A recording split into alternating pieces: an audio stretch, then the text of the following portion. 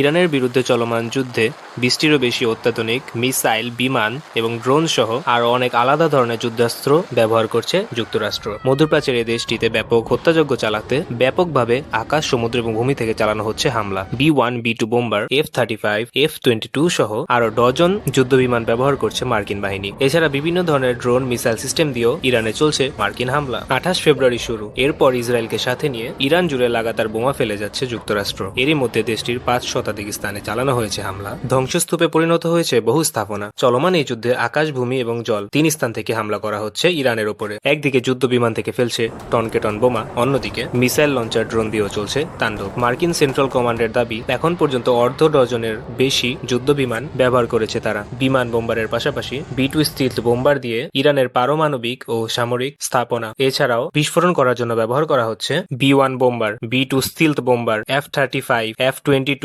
F-15, F-16, F-A-18, F-10, E-18G সহ আরো নানা বোমা, অত্যাধুনিক যুদ্ধ বিমানও। ইরানের বিরুদ্ধে এই যুদ্ধে প্রথমবারের মতো লুকাস ড্রোন ব্যবহার করেছে যুক্তরাষ্ট্র। হামলা চালাচ্ছে MQ-9 reaper, Lucas drone, HIMARS rocket system, cruise missile. ইরানের পাল্টা হামলা ঠেকাতে যুক্তরাষ্ট্র ব্যবহার করছে Patriot THAAD counter drone system. যুদ্ধ শুরুর আগে ইরানের আশপাশে জড়ো করা হয় US এর Abraham carry-on linker straight group এবং নৌটহলের জন্য P-8 প্রসিডর বিমান ব্যবহার করছে মার্কিন যুক্তরাষ্ট্র। এছাড়াও রিফুয়েলিং এর জন্য, লজিস্টিক সাপোর্টের জন্য বিভিন্ন আকাশযানের সহায়তা নিচ্ছে দেশটি।